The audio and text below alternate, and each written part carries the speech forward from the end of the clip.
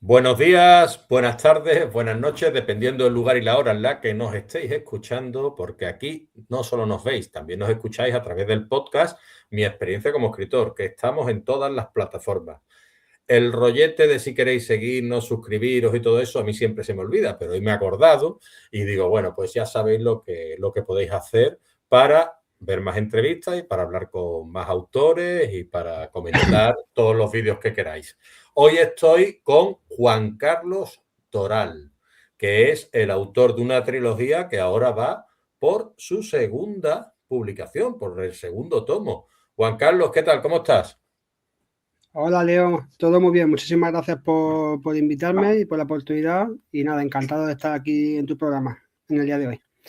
Pues para mí es un placer y un honor que tú lo sepas, Juan Carlos. Que estés tú aquí, pues bueno, ya te sumas aquí un poquito a la constelación de escritores, de escritoras, de autores, de estrellas que estamos formando a través de la galaxia que es Internet. Y tú ya eres uno más de este humilde espacio. Y yo me alegro mogollón que estés aquí porque aquí la gente buena y la buena gente siempre es bienvenida. Que tú lo sepas, ¿vale? Entonces, si tú tienes buena gente que enviarme, pues ya sabes que aquí van a ser bien recibidos. Y ya está. Eh, Eso está hecho. Muy bien, perfecto, Leo. Muy bien, Juan Carlos. Pues Juan Carlos Toral, aquí donde lo tenéis, ha ido construyendo un universo literario a través de obras como La llave de Quimera y La firma del cisne. La firma del cisne, que es la primera de sus obras y que vino dada el año pasado, publicada en el año 2025, alrededor de estas fechas, porque fue en mayo, si no me equivoco, ¿no, Juan Carlos? Correcto, va a hacer 11 meses mañana que se publicó la primera entrega de la trilogía. Justo. Perfecto. Pues ahí estamos con Juan Carlos Toral. Y Juan Carlos Toral, pues lo dicho, no es solo el autor de La firma del cisne, sino que también La llave de Quimera.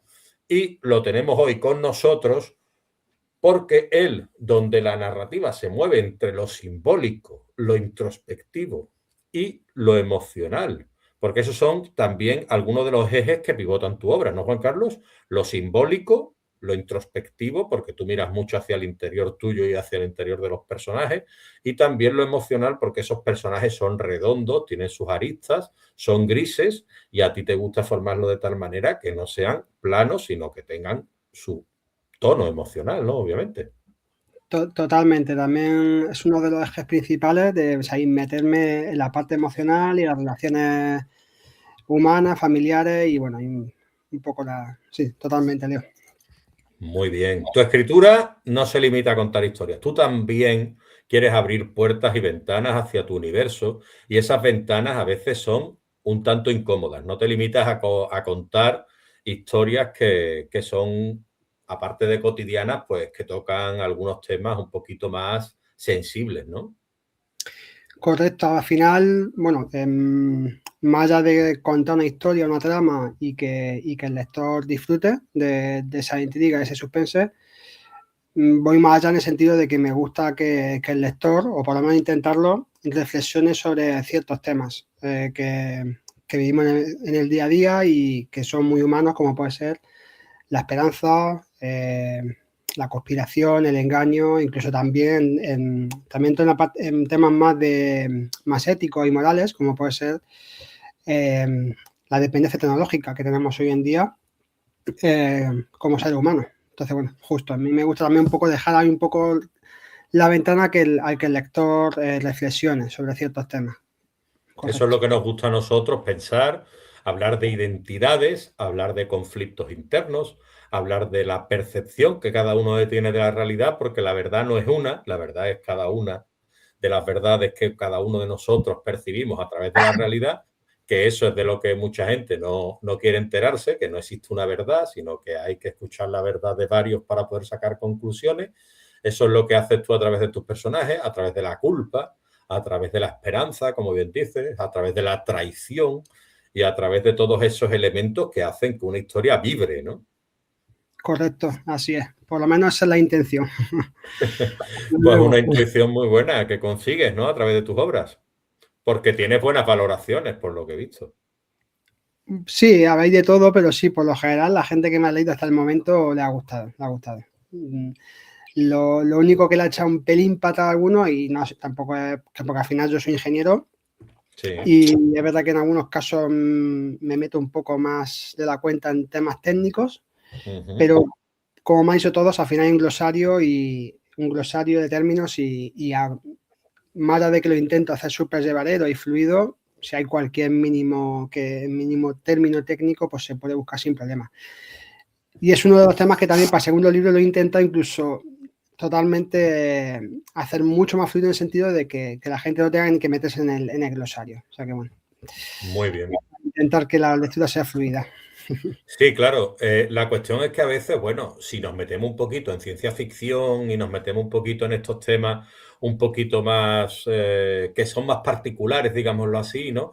Está la ciencia ficción blanda, como se suele decir, y la Sí, ciencia sí, ficción un poquito más dura. Y a sí, veces sí. la documentación, pues bueno, no deja de ser, a mí me gusta cuando salen términos un poquito Sí, más allá que me hacen a mí tener que documentarme, ¿no? sí. El tema, pues siempre, al final yo creo que para contar ciertas historias es necesario, ¿no? Tenés que utilizar cierta terminología, pero bueno, me gusta siempre que sea amigable y que el lector pues no tenga que, no le suena chino, por así decirlo, sino que más o menos, según va leyendo la historia, también se va enterando de esos términos y de ese contexto, ¿no? Un poco hacerle, en ese sentido, lo que intenta con el segundo libro, un poco hacérselo más amigable en ese sentido, ¿no? Perfecto, porque en sus libros, Juan Carlos, hay una voluntad clara, pues eso, de explorar lo humano desde una mirada un poquito más profunda que combina esa sensibilidad con los temas que él trata. Y hoy vamos a conversar con él desde ese lugar, desde ese sitio donde nos pone la escritura, en el que el relato deja de ser tanto eso un relato para convertirse más bien en una búsqueda, en una investigación de la realidad. Y yo me pregunto, Juan Carlos, porque hay escritores, autores que escriben un poco más bien para contar una historia y otros para entenderla, ¿no? Para entender la realidad, para entender todo lo que ocurre a nuestro alrededor e intenta adaptarlo al papel e incluso de alguna manera entiende esa realidad en la que vive gracias a sus manuscritos. Yo me preguntaba desde qué lugar nace tu escritura en todo esto y qué has conseguido tú a través de las 2 obras que llevas publicadas, que aún falta el tercer tomo, aprender de ti mismo, aprender de tus obras. Pues efectivamente, a ver, es como tú comentas, yo creo que al final no, cuando empiezas a escribir un libro, no, es verdad que puede tener cierto background, ¿no? Como en mi caso, porque es verdad que yo soy un ingeniero en informática con cierto conocimiento en la parte de riesgos, controles, ciberseguridad. Pues es verdad que ya partes de una base bastante sólida como para poder narrar el libro, pero también es muy necesario documentarte y aprender para darle forma y situarla en la trama que tú quieres situar el libro, ¿no? En este caso, por ejemplo, es un libro que aunque es un thriller tecnológico, pero con matices distópicos y futuristas, porque la historia se va a un escenario ficticio al año 2038.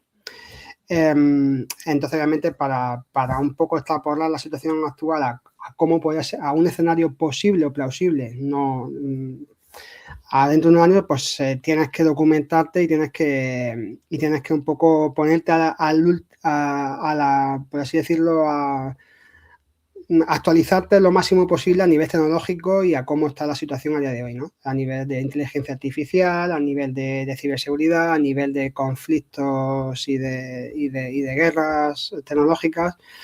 Entonces, bueno, requiere de un aprendizaje y de una documentación de cara a que pues la historia tome su forma y poder llevarla al lector, ¿no? Entonces, bueno, en ese sentido, digamos que parte de una base, pero también aprendes y al final es un ejercicio retroactivo, ¿no? Que al final que te retroalimenta y al final acaba aprendiendo tú también, ¿no? a raíz del proceso de escritura.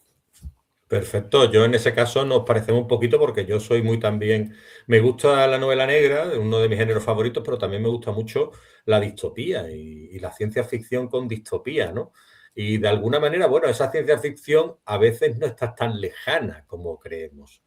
Y bueno, es duro asimilarlo, pero autores como Cormac McCarthy, ¿no? En La carretera, o como George Orwell o Aldous Huxley, Ray Bradbury, esos autores a mí, de alguna manera, me han calado hondo y han provocado en mi escritura, pues bueno, que sean como influencias, ¿no?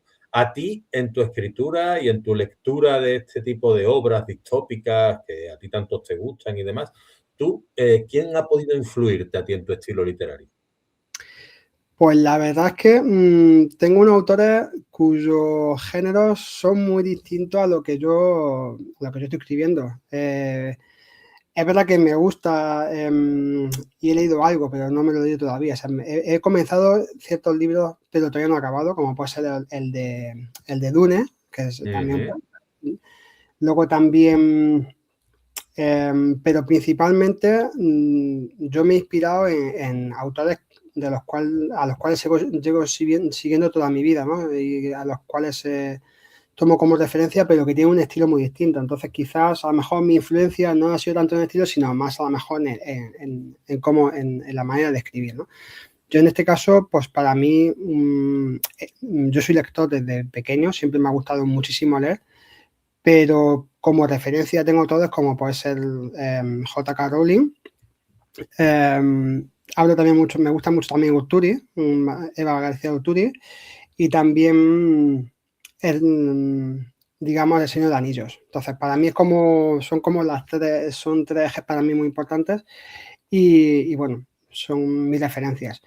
Es verdad que después, por ejemplo, me gustan también ciertos libros, como puede ser lo que te comentaba comenzar con Dune, también hablabas también antes de George Orwell, también efectivamente, también me lo he leído, pero digamos que no son mis referencias. Me gustan, pero no, pues eso que es un poco extraño en este sentido porque mis referencias no son del mismo estilo del que yo eh, suelo escribir, ¿no?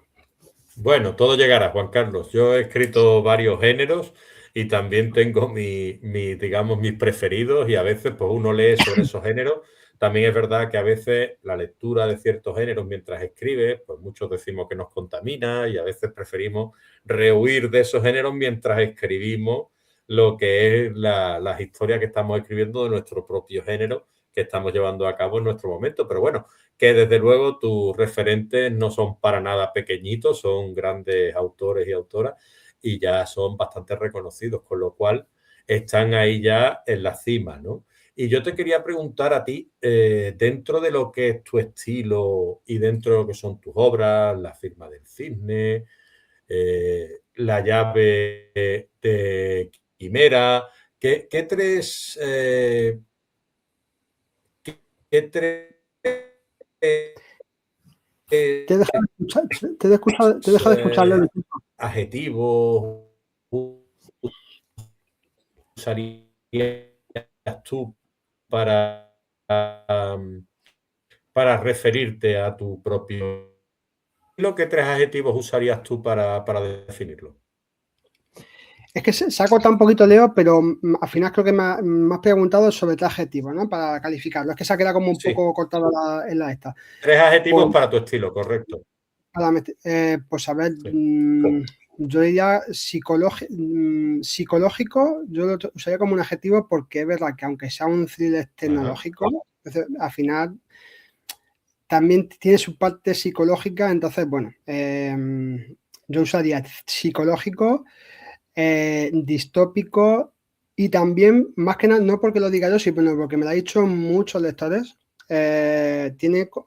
usaría también cinematográfico, porque tiene como, la gente lo imagina mucho como si fuese una serie. Al final tiene mucha acción, es un libro que tiene muchísima acción también, y todo el mundo me dice es que es un libro súper cinematográfico, como que se lo imagina en una serie, en una película, ¿no? Entonces, bueno, inmersivo también, yo diría, pues ya creo que he dicho más de tres. Bueno, me voy a quedar con tres. Inmersivo, cinematográfico y psicológico. Perfecto. ¿Y a ti qué te empujó a escribir tu primera obra, La firma del cisne? Porque siempre llega un punto en el que decimos, esto lo tengo yo que contar en un libro y que llegue a más gente, pero sentimos ese miedo un poquito al vacío, al juicio ajeno, y tenemos ciertos, o no, a lo mejor en tu caso no, ¿no? Ciertas retenciones, ¿no? A uno mismo decir, pues yo, es que claro, es mi primer libro, exponerme. ¿A ti qué te llevó ya a querer publicarlo? Pues te cuento un poco cómo fue la historia.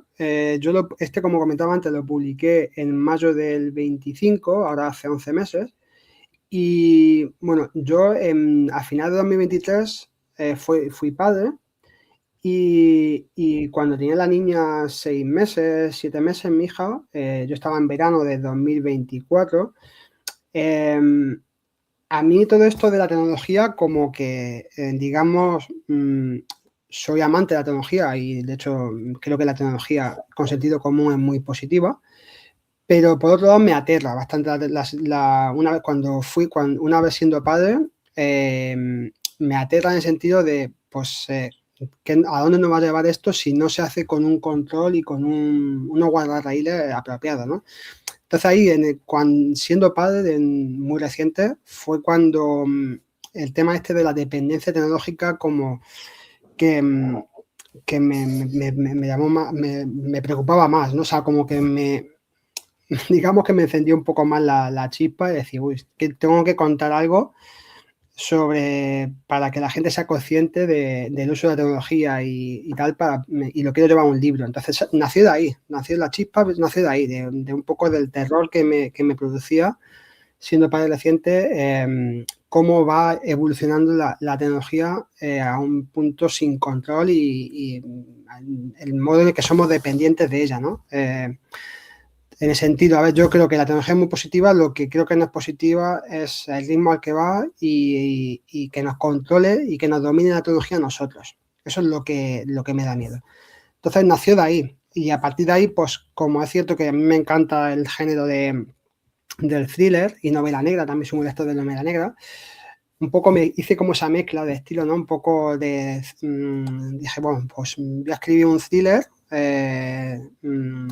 un thriller tecnológico y que más o menos también dé a conocer ese mensaje, ¿no? Y que haga pensar a la gente sobre este, yo diría, problema ya a día de hoy, ¿no? Entonces de ahí nació un poco, nació de mi amor por el thriller y el suspense y por ese miedo que me empezó a surgir tras ser padre reciente. Pues me siento muy identificado con lo que tú dices, ¿no? Porque cuando nació mi hija, que mi hija tiene ya casi 15 años, también sentí ciertos temores como padre, ¿no?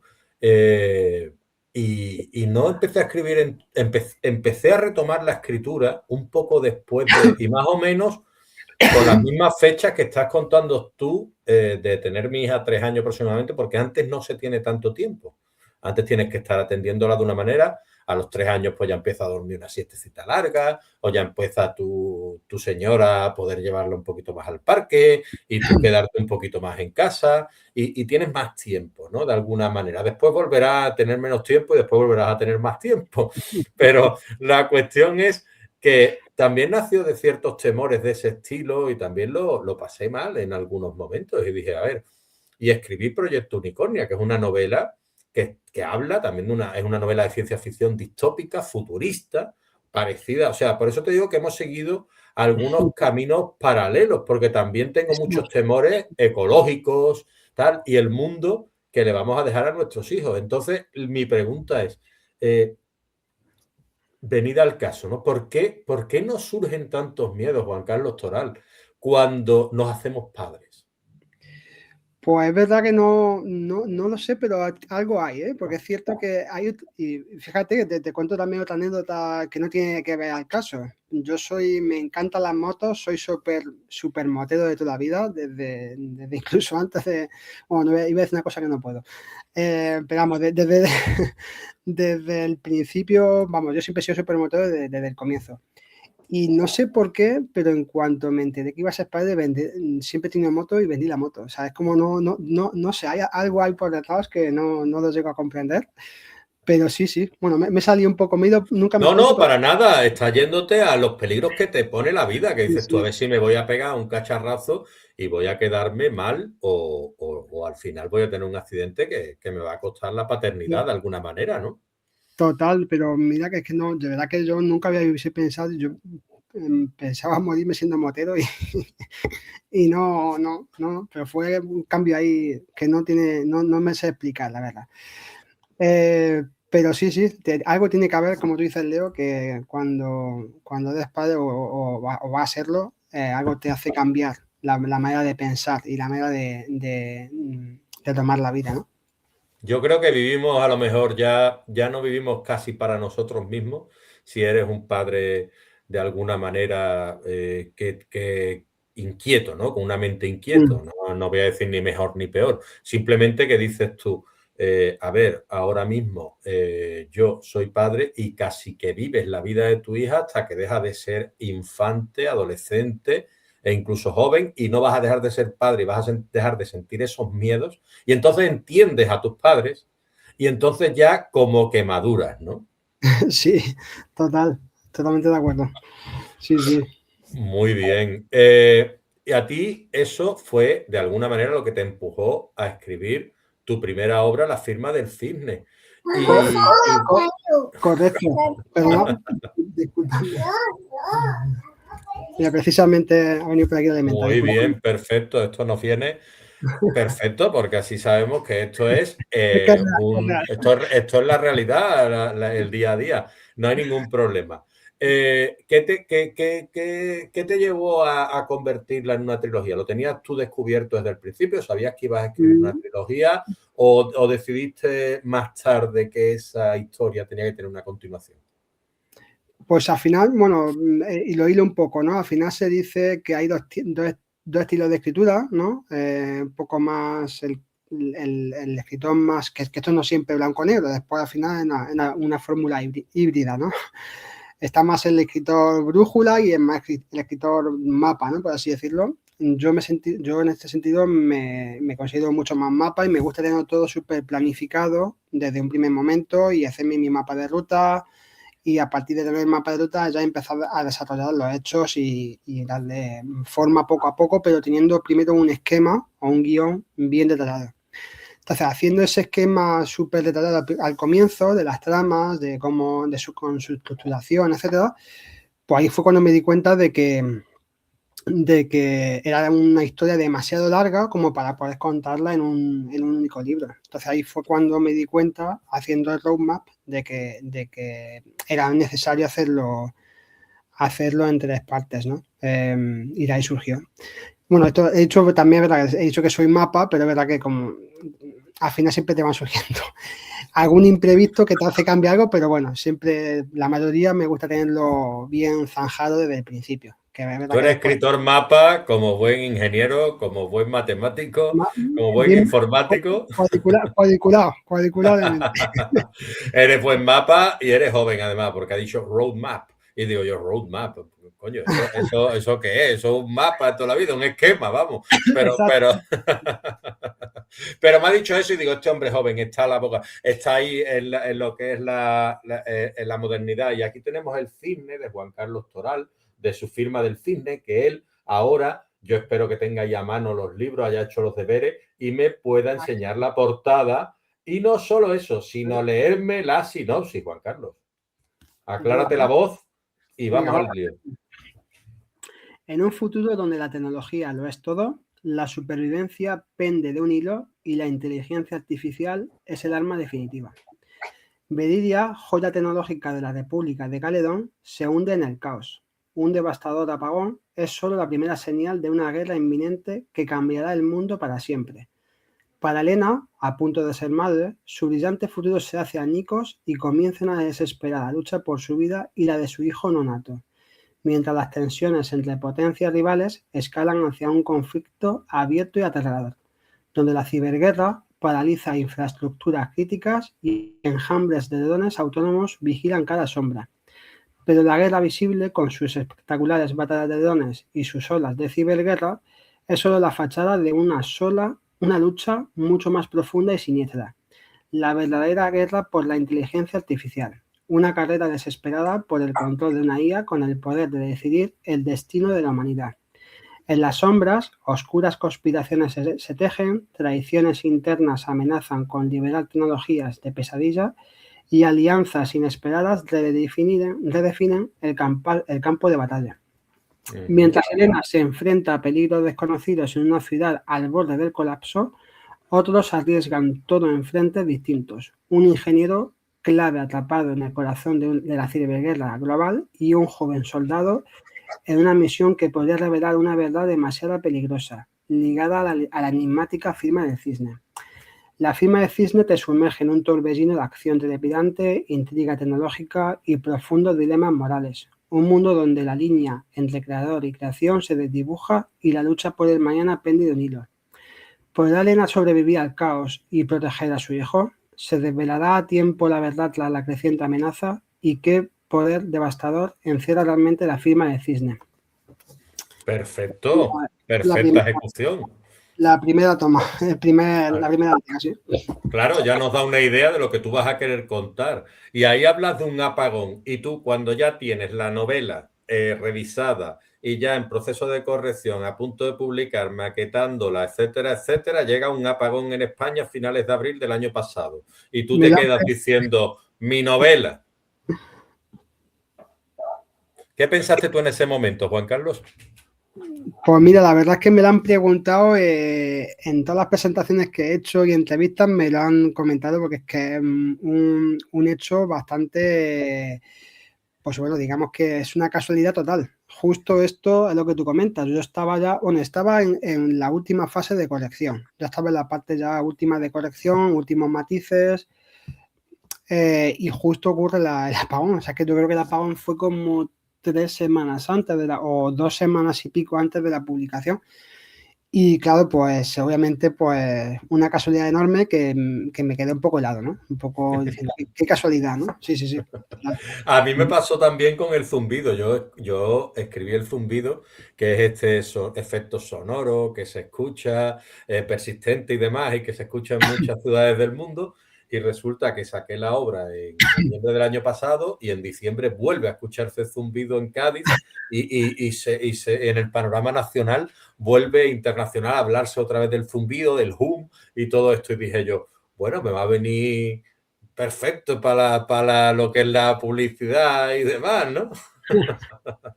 Sí, sí, sí. Tenemos, ahí hay cierta sinergia, ¿eh? En nuestra historia.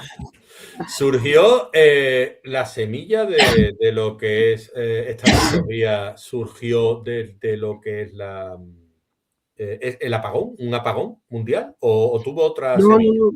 no tiene nada que ver. Esto fue casualidad total. No, lo del apagón fue casualidad, no fue unos días antes. O sea que no hubo ninguna chispa ni nada que arrancase eso como, porque es uno de los hitos principales desde el cual arranca la historia, precisamente, un apagón, no, al comienzo de la historia. Pero no fue a raíz de nada, fue totalmente casualidad. Sí, Y sí. entre todos los personajes que componen tu novela, ¿cuál es el que dirías tú que tiene más de Juan Carlos Toral? El marido de Elena, de hecho, se llama Leo y es el ingeniero que está a cargo de la defensa, de la estrategia de defensa en la nación de Caledón. Es ingeniero en informática y bueno, pues me veo un poco reflejado, básicamente un poco me vi en mi persona, fue como que la intenté meter ahí, ¿no? En el personaje. Más sinergias, porque llamas Leo, yo me llamo Leo, a tu personaje principal y encima te sientes identificado con él. Entonces, más se conjuntan nuestras obras, ¿no? Todo se conecta. Perfecto. Y en un mundo donde la inteligencia artificial empieza a formar parte del ámbito creativo, donde tiene ese ya punto de suspense, de alguna manera, de peligro, de estar entrando en el terreno incluso emocional, ¿no? Que la gente dice, oye, la inteligencia artificial llegará a un momento que la gente, desde mi punto de vista, incluso podrá sustituir a sus parejas por a una especie de robot hecho a la carta, en el cual, pues bueno, te acompañe y de alguna manera, pues esté a tu lado y tú digas, no, es que es la pareja perfecta. Claro, la has creado tú, hijo. Entonces, claro, llega un momento en el que el plano emocional, también la inteligencia artificial, forma parte de nuestra vida. ¿Qué lugar crees tú que ocupa o que debería ocupar la inteligencia artificial dentro del mundo literario?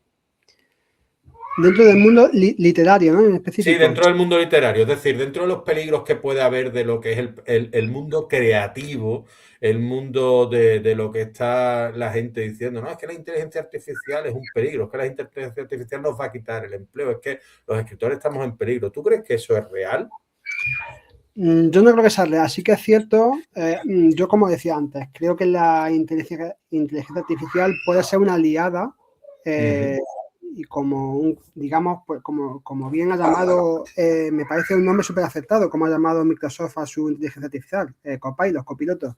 Yo lo veo más como un copiloto, como un apoyo, ¿no? Un soporte. Yo creo que se debería de quedar ahí, y obviamente eso básicamente que nos debería, bajo mi punto de vista, hacernos ser más eficientes en nuestro día a día, pero nunca reemplazar. ¿Cuál es la realidad que nos estamos encontrando? Que efectivamente, pues a día de hoy, en temas más operativos, más tal, ya se están reemplazando en puestos de trabajo. Esa es una realidad, y que si no se regula y se controla la expansión, ¿no? Y el crecimiento de la inteligencia artificial, posiblemente puede tener muchos riesgos, muchos peligros, incluso más allá de que pueda llegar a reemplazar muchos puestos de trabajo, ¿no? Entonces, por eso creo que es muy necesario una regulación, que una regulación apropiada acompañe el crecimiento y la evolución de la tecnología y entre la tecnología y la inteligencia artificial. Porque es que lo que también comentas tú, también es verdad, no es que me consta, incluso gente que conozco que usa ya la propia inteligencia artificial como psicólogo, como terapeuta, ¿no? Entonces, ya no sé, como pareja no sé, ¿no? Pero como terapeuta, como psicólogo, sí que ya mucha gente la está usando. Entonces, bueno, creo que hay como que controlar el uso y regularlo, ¿no? Un poco. Creo que es importante. Pero claro, Claro, es que es muy complicado, ¿no, Juan Carlos? Es decir, regular algo significa intervenirlo de alguna manera. Somos todos un poco reticentes a que intervengan, ¿no? Nuestra manera de... No sé, ¿cómo se regula todo eso desde el punto de vista de un informático como tú? Porque para mí regular significa recortar, variar las posibilidades que pueda llegar a tener, etcétera. No digo que estoy en contra de la regulación. Yo comento que cómo se puede llegar a regular eso para que todos estemos contentos de alguna manera, porque al fin y al cabo le está acortando el crecimiento, porque el otro día estuve viendo yo, a mí la inteligencia artificial es un tema que me fascina de alguna manera, ¿no? Entonces estuve escuchando al señor Marina, un filósofo reputado y demás, el otro día, que decía que él había estado investigando la inteligencia artificial desde 1956 y que hubo un invierno sobre la inteligencia artificial que coincidió más o menos con la Guerra Fría aproximadamente, y que después volvió otra vez a retomar su evolución natural, y de alguna manera pues ya nacieron otros procesos, como puede llegar a ser a lo mejor la máquina esta Deep Blue, ¿no? Pero claro, también necesita la inteligencia artificial de unos recursos impresionantes, de servidores que ocupan estadios de fútbol o no sé yo la expansión que puede llegar a tener ese tipo de servidores, ¿no? Esos data centers y demás, ¿no? Entonces, ¿cómo se puede llegar a regular eso? ¿Tú me lo puedes más o menos decir o no? ¿O se escapa? ¿Cómo está el asunto? es complicado. Más que regular es ponerle unos límites o unos guardarraíles, ¿no? Hasta dónde puede la inteligencia artificial entrar a consultar, porque a día de hoy es que tienen muchas fuentes de conocimiento. Se habla incluso de que incluso puede, ahora mismo, incluso según qué inteligencias artificiales violan incluso los derechos de autores, etcétera. es un poco regular la fuente de información que utiliza y un poco también, también regular o poner guardarraíles en los resultados que se obtienen, ¿no? Entonces, bueno, es verdad que tampoco es lo que tú comentas, no es cuestión de prohibir o de restringir, sino un poco de limitar desde un punto de vista de derechos, etcétera, pues que no viole ciertas políticas e incluso también el uso de la inteligencia artificial para temas de fraude, etcétera, pues también un poco ahí donde los modelos de lenguaje donde deben, a la vez que van creciendo esos modelos matemáticos y estadísticos, también sean capaces un poco de poner esos límites éticos, morales, de uso de la información, de resultado que tal, un poco más, voy más por ese tema, ¿no? De los guardarraíles a nivel de acceso a información y de resultados. Como tú bien dices, la inteligencia artificial no ha nacido hoy. O sea, esto yo ya cuando estudié ingeniería informática al comienzo del 2005 por ahí, ya estaban los modelos matemáticos, estadísticos, todos los modelos de inteligencia artificial ya existían. Lo que no existía, como tú bien dices, era esa capacidad de procesamiento que eso es algo que ha tenido que ir, como tú bien dices, necesita de mucha computación, mucha granja de servidores y claro, eso no ha llegado hasta hace poco, ¿no? Y en parte gracias un poco a los videojuegos, a la capacidad de las tarjetas de procesamiento gráfico, etcétera, pues y luego también el coste que tiene todo eso. Entonces, bueno, la inteligencia artificial es algo, como tú has dicho al comienzo, que ya nació a mitad del siglo XX. Entonces, bueno. Me parece estupendo cómo lo explicas y me parece perfecto cómo has hablado de la regulación y de lo que es poder limitar lo que es la creatividad de ciertos autores y respetar su propiedad intelectual. A partir de ahí, pues claro, puede tener un crecimiento regulado, como tú bien dices, porque la regulación pasa también por una política de protección, más bien a lo que es el creador. Eso está muy bien. Y de admitir y de mencionar las fuentes de donde se ha sacado, que está complicado, porque como han sido entrenadas con 2.500 millones de informaciones diferentes, de diferentes fuentes, etcétera, a ver quién es el guapo que dice de dónde viene esa información. Entonces, están intentando algunas de ellas ya empezar a decir la información para que sea fidedigna y para que de alguna manera creamos en esa información y no alucinen tanto las inteligencias artificiales como alucinan en algunos casos, ¿no? Correcto. Perfecto. Yo al final creo que el avance es imparable. Esto ya no hay vuelta atrás, estoy seguro.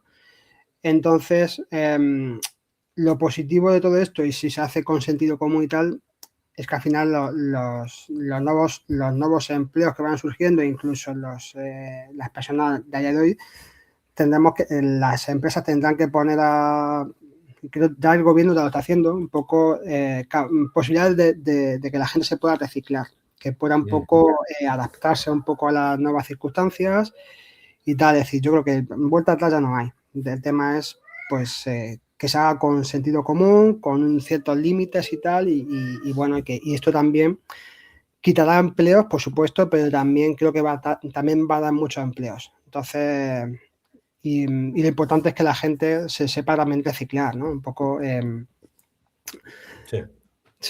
para un poco usar esto, adaptarse a nuevos métodos de trabajo. Es como cuando llegó, al final es una revolución más, ¿no? Es como cuando llegó la revolución industrial, cuando llegó el Google, el Internet en los años 90, pues al final son nuevas herramientas, nuevos métodos de trabajo a los que hay que, al fin y al cabo, adaptarse porque si no es que te quedas oxidado, ¿no? Por así decirlo.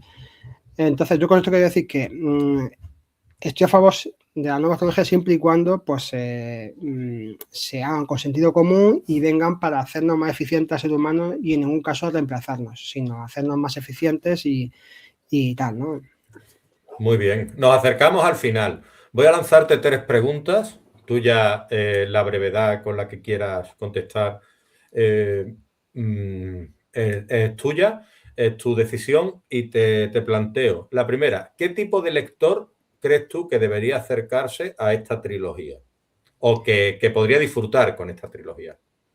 Pues un lector que le guste el suspense o un thriller, de hecho la mayoría de mis lectores hasta el momento son lectores no de ciencia ficción, sino de suspense, al uso no, le puede gustar, le puede gustar.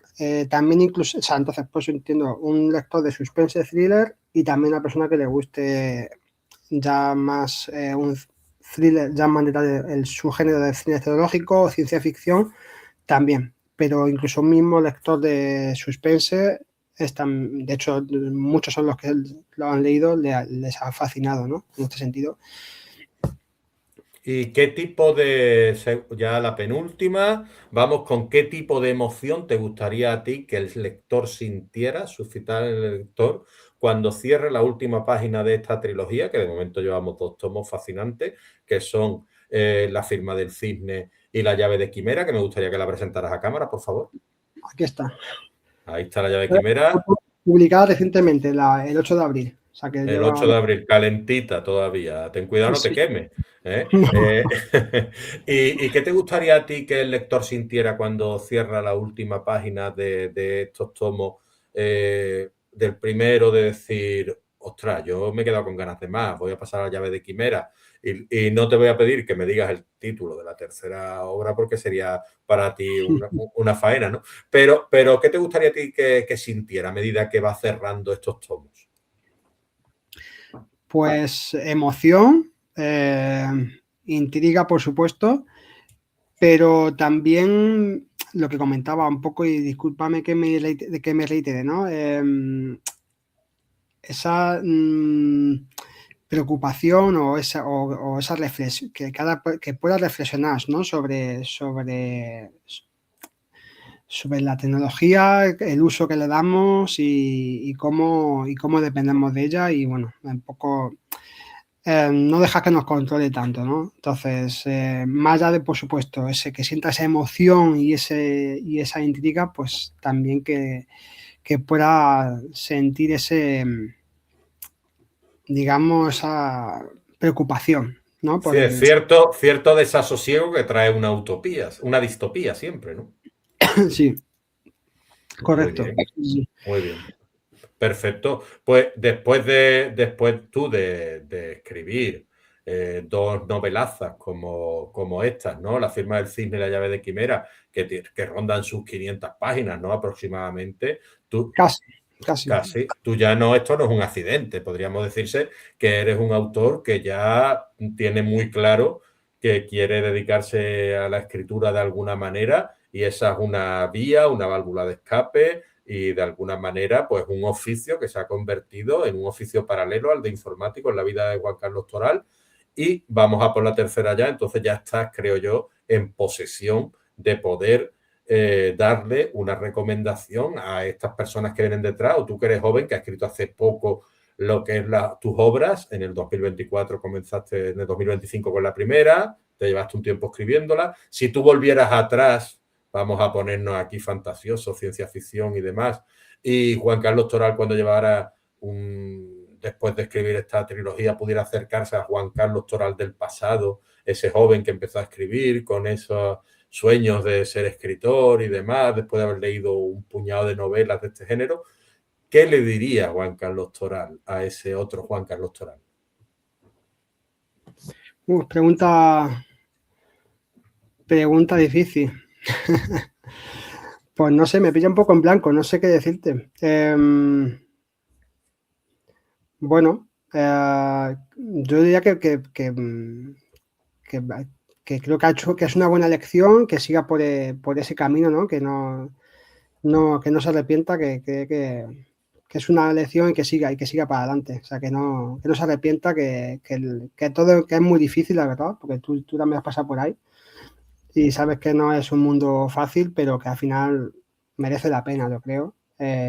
Por lo menos a nivel personal. Por lo menos ya a nivel personal ya recompensa y bueno, y ya solamente los agradecimientos, la gente que te pregunte, que te la agradezca, que un poco ya solamente tener feedback de tantísima gente ya es que te da mucha vida y, bueno, y al final merece la pena, más allá de todo, que sigues adelante, ¿no? Es un poco lo que le diría.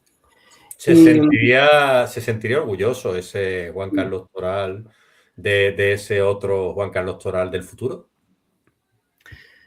Yo creo que sí, ¿no? Yo diría que sí. Entonces No, mereció la pena, como bien has dicho.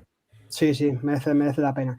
Es verdad que es muy complicado, sobre todo al principio, ¿no? O sea, creo que todos hemos pasado por ahí y es muy complicado, pero bueno, al final merece la pena.